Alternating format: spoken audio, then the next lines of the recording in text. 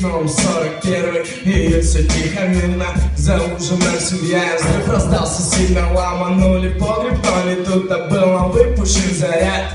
Летят осколки, дома крыла, радио вещает: война, война, ребята. Лопаты, вилы в руки, в окоп летит граната. Забрали юного мальчишку, рыдает мать, крикнув вслед за родину: буду воевать.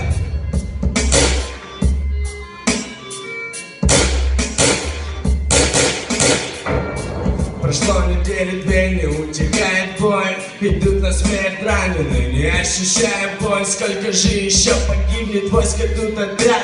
Не сдадимся, поставим танки вдоль в ряд. Стая часовые на посту, да не спит солдат в окопе. Ему лет страшно, но кое-что на фронте. Шинель, каска, автомат в руках, чека зажата. С собой забрал 2 танка.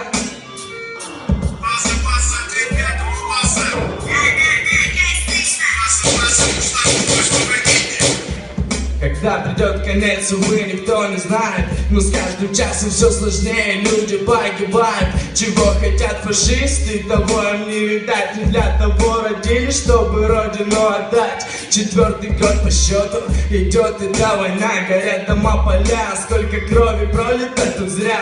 Пролит слезы матеря за сыновей своих. Сколько дней пройдет, увидеть бы родных. Сказать спасибо ветеранам за день.